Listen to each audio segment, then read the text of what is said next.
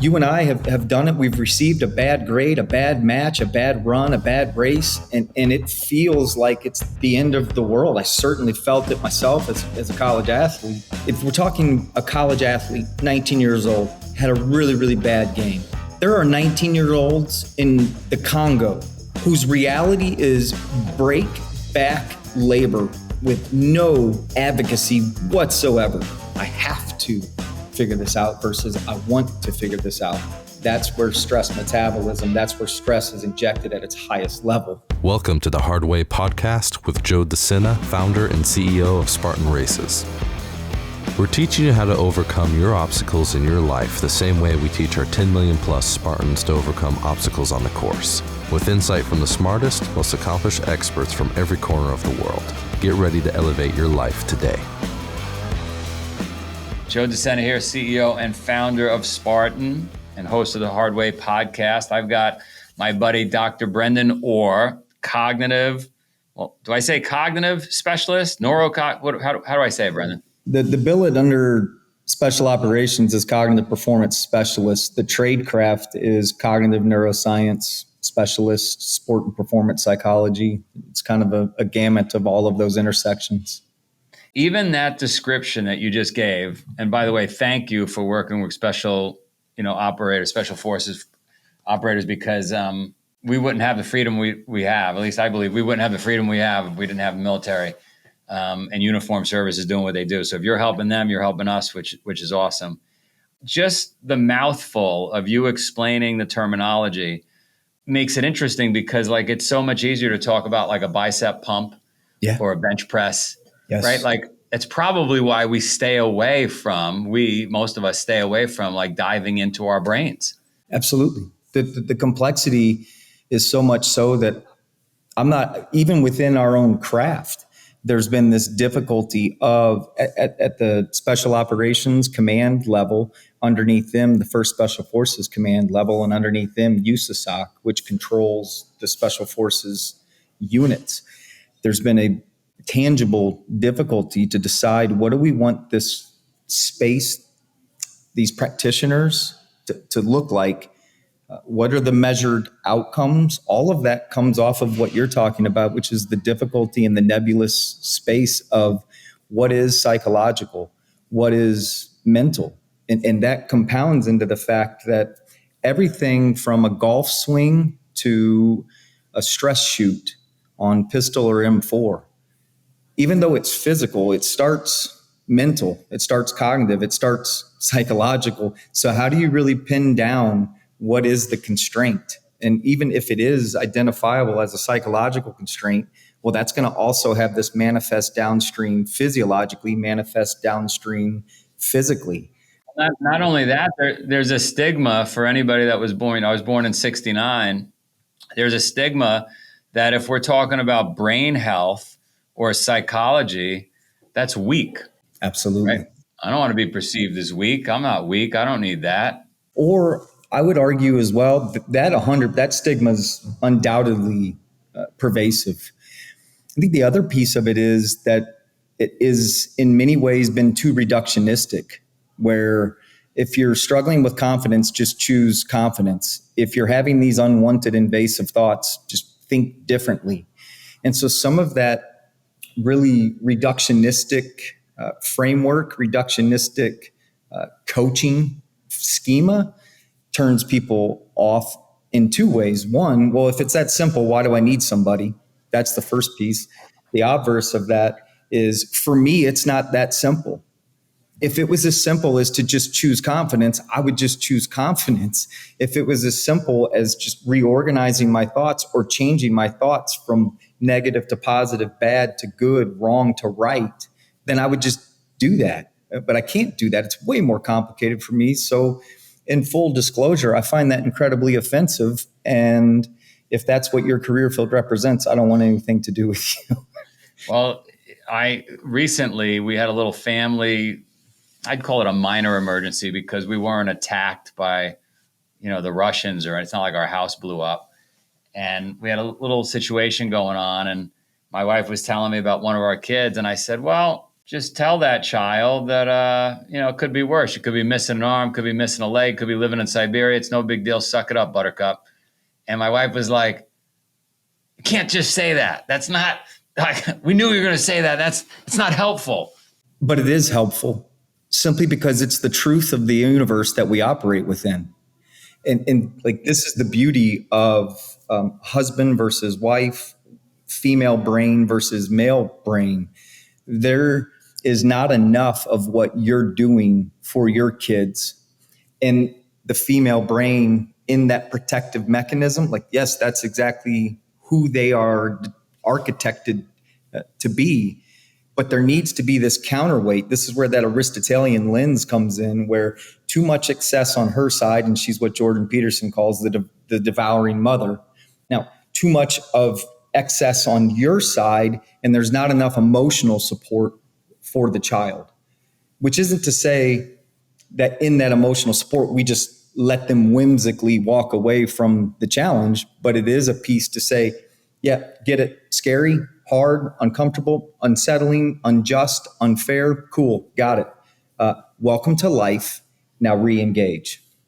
And would you say, I definitely don't want a pat on the back. I am definitely too far one way, even though I'm not changing. I am that way. Look, I definitely lean more towards suck it up, buttercup. What would the right response have been? If that's the bookend, I think and believe that's the proper bookend, because we are dealing with a generation that has grown up in a curriculum of self-esteem protection. That is, in many ways at the public school, what we've seen is this protection of self-esteem, the outcome being 50-50, that 50% that you don't succeed, that 50% that you do fail, that 50% that you fall flat on your face comes at a cost to the self-esteem. So the overcorrection has been to not have that. Participation medals fill in the blank in terms of the what I call the pathological empathy. All right. So that's the protecting against any failure, any disruption, or any challenge or resistance to an endeavor. Your side as the bookend is exactly what I think. I don't want to say children, because I think there are grown men who need to hear this just as much. Suck it up, buttercup, re-engage. What I would add for you, for anybody in this kind of spirit of conversation, is the importance of that emotional component, is to acknowledge that I get that this is hard. I get that this is incredibly upsetting. I understand that there's a whole series and psychological universe that accompanies this failed endeavor. So, what went well? Why? Identify the constraints and re-engage. That's what I would add. What I would have for you to add on to that. I love at the end when you say re-engage, it really is a nice touch that I need to add to suck it up, buttercup. I also like at the front end what went well, what didn't. Quick analysis. We're not going to sit around here for long and sweat, and then we're re-engaging. This is what anxiety is designed to do. This is the full efficiency of our neurological systems. I don't have to remember where on the trek of a hunter-gatherer, where the berries were and where the bear was. The limbic system is going to encode that memory and that location, so that as I approach that bend with that tree where those berries were, that was also a bear hiding behind the berries, I'm going to get this huge sympathetic uptick of palpitations, perspiration, flushness in skin, fidgeting of fingers. Like, all that spidey sense is going to bombard me because the brain has made a location and it's stored that and encoded that. It's no different with failure. It's no different with any type of situation that's going to essentially have a threat upon self-efficacy. But more importantly, when you're really dealing with what this content be, like the hard way. Let's take, for example, WaterCon, Special Forces WaterCon, really famous Navy SEAL specific WaterCon. you are going to be inundated with that fight flight messaging. And let's say that it's on a 25-meter underwater. If every single time at about 15 to 17 meters, you feel the tightness in the chest, you feel the gupping coming off of the spleen response, and your response to that is to surface for air, well, now the brain's receiving user feedback. And that user feedback says that, yes, in fact, that threat is real and is meant to be paid attention to. And lo and behold, your now working threshold is 15 to 17 meters every single time. This part that we're talking about, where we kind of take this inventory of this psychological universe, first of all, it switches off the portion of the brain that goes offline. The posterior cingulate cortex, which is, this piece that's able to reason through emotions and reason through anxiety, it goes offline at the first incident of anxiety. It goes offline. Well, this curiosity that you and I are talking about, this space of like, okay, well, what if I just took one more stroke at the 15-meter mark? What would that look like? Well, now immediately the PCC is online, and we're able to do that. It's the coveted space of reengage. We got hijacked. Let me slow it down. So what you're saying is, because we are a safety net for our kids' emotions, and not just kids, like you said, adults, whatever, right? We're very protective. Oh my God, this president versus that president. We need crying rooms. We are shutting down the natural mechanisms that our bodies have to make us withstand the next challenge. I would say it differently. Our body is convincing us to retract and to disengage. And in fact, what we need to do is dictate to the brain that the threat that the brain is perceiving is not justified, that it is one that I'm going to sit in, it is one that I'm going to stay in, it is one that I'm either going to persist in engagement with, and or despite whatever psychological universe there is, despite all of that, despite the threat that exists, I accept this challenge and I'm going to stay engaged. That would be ideal. That's the aim up. Or in my current state, I got picked off. The internal dictator broke me, if you will. But despite that, I'm going to re-engage. Let's go back to the analogy of swimming underwater. There is a point where everybody breaks. If that's 25 meters, wherever that is. So the brain is telling us at 5 meters, 10 meters, 15 meters, stop. At what point, the magic in this whole conversation is, at what point is it okay to go for air? Correct. Yeah. This is where the strength and conditioning piece becomes really valuable, because within strength and conditioning, I don't go from a 135 bench press to a 405 bench press tomorrow. That would be foolish. First of all, it would be an automatic failed endeavor. There's no way I'm getting that weight up, not to mention the personal safety issue, which is a really good analogy for what we're talking about, because we're talking about trying to perform underwater on a breath hold. There's very real danger to that. So let's take it in a progressive overload. Take that language from the strength and conditioning world of a progressive overload, and that's the framework in which you start to approach that stress metabolism. So I've heard this from Delta operators. Stretch the rubber band, retract a little. Yes. Stretch a little further, retract a little. Yes. There's two things I think that are going on here. Yes, we've got all the anxiety and the psychological phenomenon that we've already covered. The other piece of this is the complex dynamic systems framework that's getting sprinkled in there. That's where I come into conflict with a structural or a functional constraint. That could be my stride length on an ultra marathon, or my stride length on a distance ruck. It could be my finger length on a string shot engagement on the pistol, or it could be my psychological universe, or it could be the self-talk that starts to occur amidst discomfort. But that whole point of bringing ourselves into an incident of superior performance, where the thing that I'm aiming for is outside my current state, is that, yes, in fact, it forces an adaptation on my part to do exactly what you and the Delta brethren are talking about. encounter it, identify what the constraint is. Could be my grip, could be my aerobic 2 conditioning if we're talking ultramarathon, long ruck. Either way, in that engagement, I'm identifying what are the constraints that are limiting my level of performance, and what is the way then that I want to organize and coordinate myself against that constraint, be it structural or functional. Well, let's keep going with this. So I believe, tell me if I'm correct from all your studies, I believe we are wired to quit because Yes. it's a protective mechanism, right? Don't go around the corner. The bear might be there. Go gasp for air. Come out of your underwater situation. You're going to drown. Don't go out in the rain. It's too cold.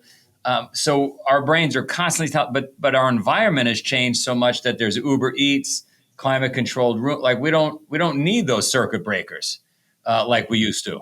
But the circuit breakers are still snapping. Yep. And you're arguing, okay, if you took the breath, analyze, re-engage, go a little further.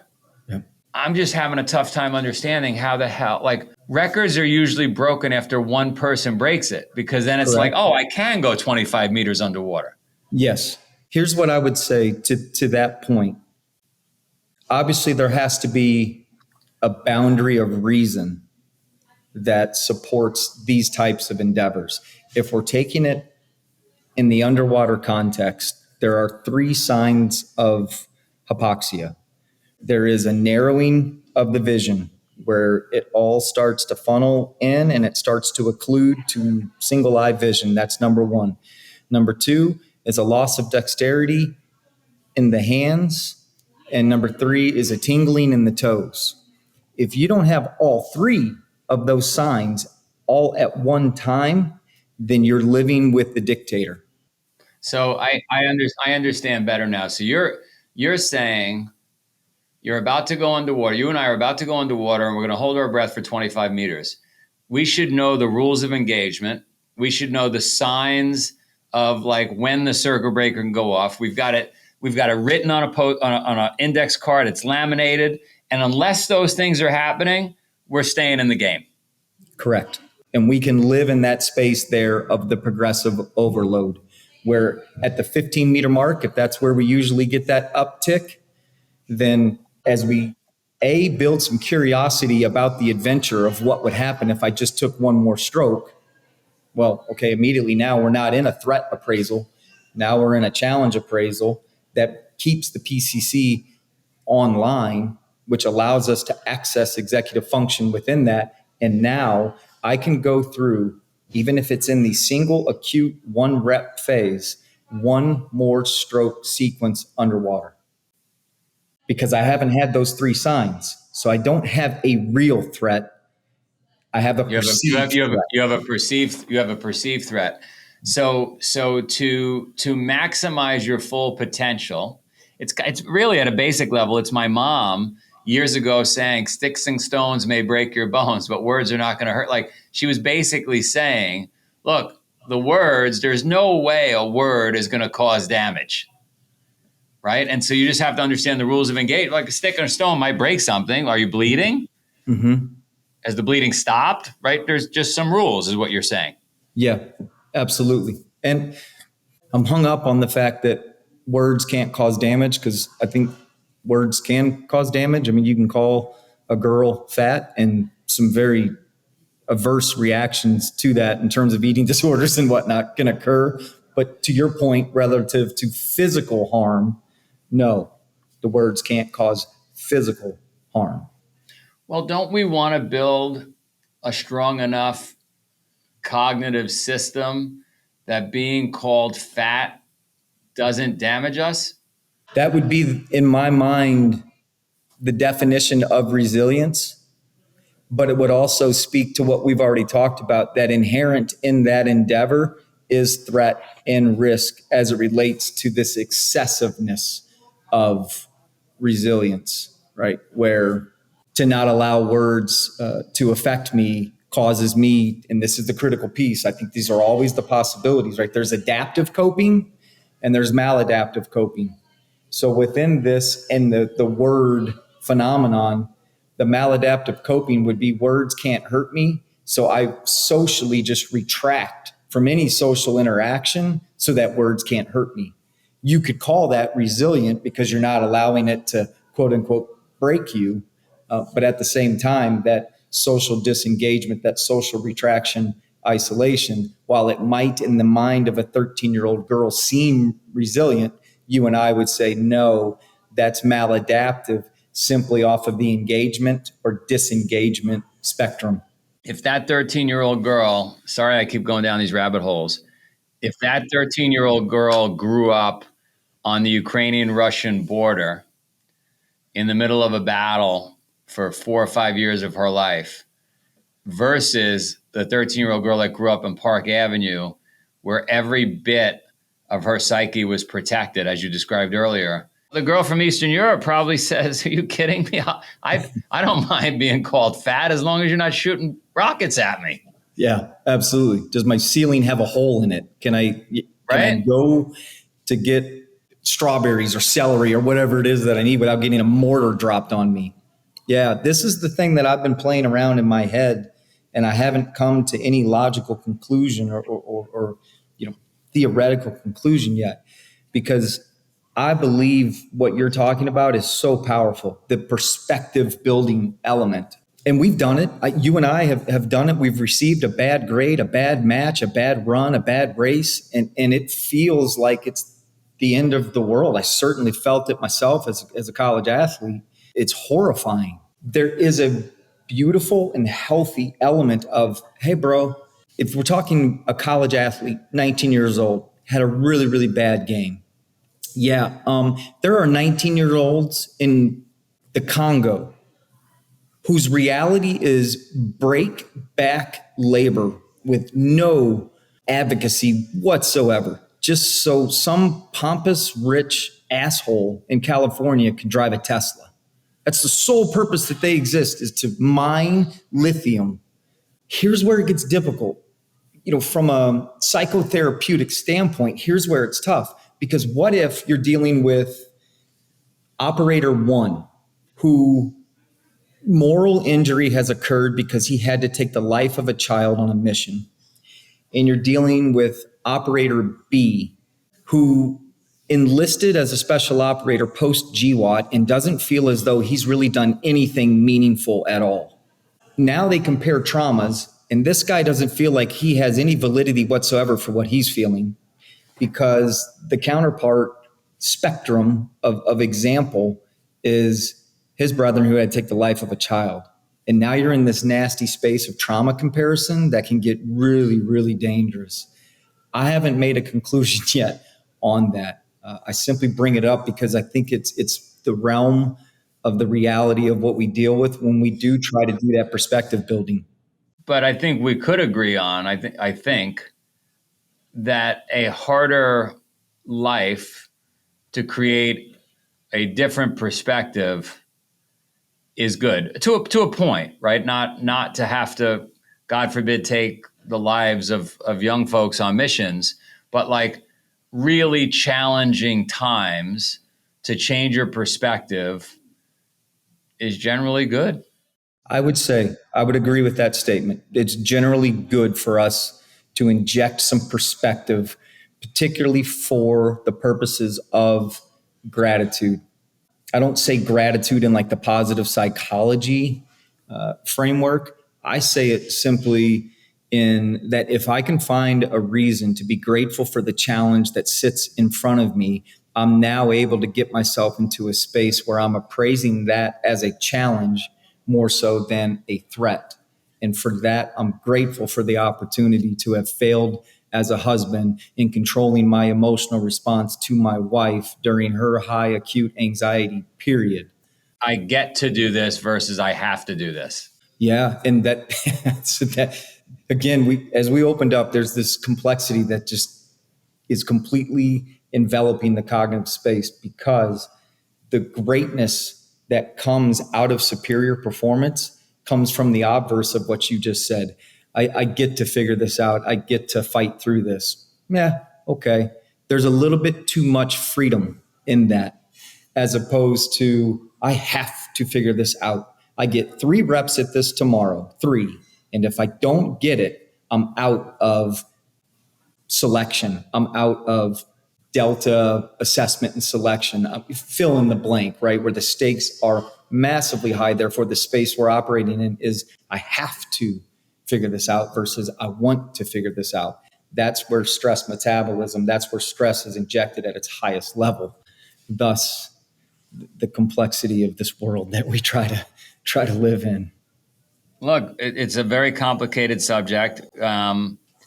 For those out there that are human, like anybody listening or watching is human, what do you suggest? One thing to kind of level up their game from a cognitive perspective. What do you suggest?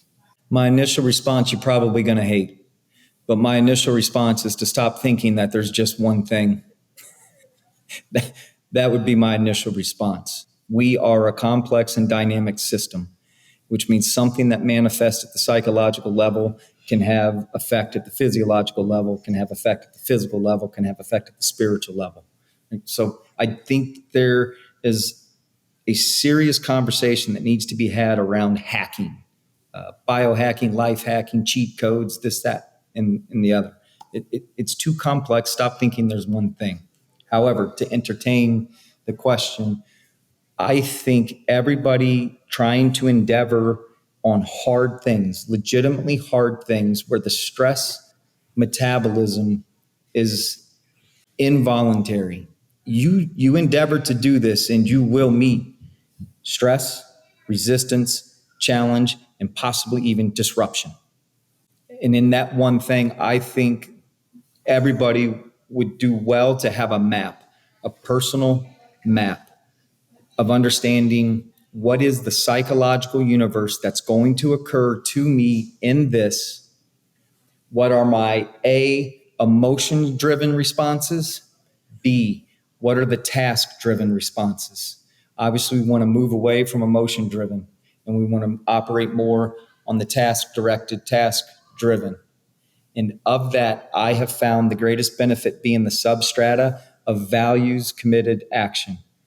When I'm aware of how an underwater or a long ruck or a stress shoot in its resistance can press upon me expressing that value and how that internal dictator is going to pick me off and what games and schemes he's going to play, when I'm aware of that, then I'm able to organize and coordinate myself along that map of values and what task execution, task expression is absolutely paramount for me in order to metabolize that stress. This is the hard thing I'm going to take on. Like we said earlier, these are going to be emotional responses. These are going to be possible physical responses. I'm aware of them. These are green and yellow. These are code red. Absolutely. Right? And that part's critical because green and yellow we can deal with. Right. It hasn't reached a culminating level yet where, boom, it pops and we go offline. And before we know it, we're treading on the surface, or we've checked out of the race, or we've backed off the pace on an uphill, or we're on an uphill and some competitor comes alongside us and all of a sudden we back off and yield and let him take over. And it happens without us even knowing. The green and the yellow, sure. The red is critical, because the red is the hijacked space. The red is where that action has been sent before you even had a chance to think about it. And the way in which we navigate that space, first of all, is putting ourselves in conflict with the conditions that are going to bring that about. And then having that curiosity, having that adventurer spirit of, I know that if I do this, A is going to happen. And when A happens, tightness in chest, right? Gupping of the spleen. When those things happen, I'm prone to get picked off and just surface for air. As those things start to occur, there's a little bit of curiosity of like, okay, what does that feel like? What does it feel like to have that tightness? What does it feel like to have that pounding? To sit in it, as I sit in it, now I'm bringing about curiosity. I'm bringing about challenge. I'm ingraining and conditioning myself to understand that this is just the manifestation of anxiety, performance anxiety, and boom. It's just green and yellow. It's it. Minus that boundary, right? But we've already covered that. And man, the beautiful thing is when you get yourself to take that rep, you as a user-based feedback are providing feedback to the brain that what you're perceiving as a threat is not a threat, and that you're not going to get me to disengage. And now the brain's in conflict with itself. And that's beautiful in terms of providing that data and providing that information, that user feedback to the brain as to what actually are my limits. I love it. How do people find you? LinkedIn. I've got a website, Dr. Brandon Orr. I'm on Instagram under Dr. Brandon Orr. And yeah, those are the kind of primary spaces where I'm at. I don't really do much of anything with social media, but I am responsive to people who do reach out primarily through LinkedIn. All right, you're awesome.